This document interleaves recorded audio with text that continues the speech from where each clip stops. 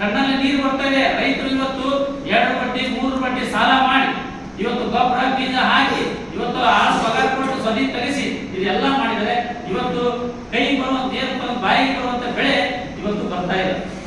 ಏನಾಗ್ತಾ ಇದೆಪ್ಪ, ಎಲ್ಲ ಒಣಗಿ ಹೋಗ್ತಾ ಇದೆ. ಇದ್ರ ಬಗ್ಗೆ ನೀವು ಯಾಕೆ ಎಚ್ಚೆತ್ತುಕೊಳ್ತಾ ಇಲ್ಲ? ನಾನು ಹೇಳ್ತಾ ಇದ್ದೇನೆ, ಮುಂದಿನ ನಿರ್ಮಾಣಗಳಲ್ಲಿ ಶಾಸಕರು ಇಂಥ ವಿಷಯಗಳು ಬಂದಾಗ ಮೀಟಿಂಗ್ ಮಾಡಿ ಚರ್ಚೆ ಮಾಡಿ ಕೂಡಲೇ ಪರಿಹಾರ ಕೊಡ್ಬೇಕು. ಒಂದ್ ವೇಳೆ ನಿಮ್ಗೆ ಮಾಡಕ್ ಆಗಲಿಲ್ಲ ಅಂತಂದ್ರೆ ರಾಜೀನಾಮೆ ಕೊಟ್ಟು ಮನೆಗೆ ಹೋಗ್ಬಿಡ್ರಿ. ನಿಮ್ಗೆ ಯಾರು ಬಂದವ್ರು ಮಾಡ್ತಾರೆ ಏನು ಬಂದವರು. ನಾ ಹೇಳ್ತಾ ಇದ್ದೇವೆ, ನೀವು ಜನರ ಪರವಾಗಿ ಇರ್ಬೇಕು. ನಾವು ಶಾಸಕರು ಮಾಡಿದ್ದು ನೀವು ನಮ್ಮ ಸೇವಕರು, ನೀವು ನಮ್ಮ ನಾಯಕರಲ್ಲ ಅಂತ ಮಾತ್ರ ನಾನು ಸ್ಪಷ್ಟವಾಗಿ ಹೇಳ್ತಾ ಇದ್ದೇನೆ. ನೀವು ನಮ್ಮ ಸೇವಕರು, ನಮ್ಮ ಸೇವೆ ಮಾಡ್ಲಿಕ್ಕೆ ನಿಮ್ಗೆ ತಿಂಗಳಿಗೆ 3.5 ಲಕ್ಷಕ್ಕಿಂತ ಹೆಚ್ಚು ಪಗಾರ ಕೊಡ್ತಾ ಇದ್ದೀವಿ ನಾವು ಟ್ಯಾಕ್ಸ್ ನಲ್ಲಿ.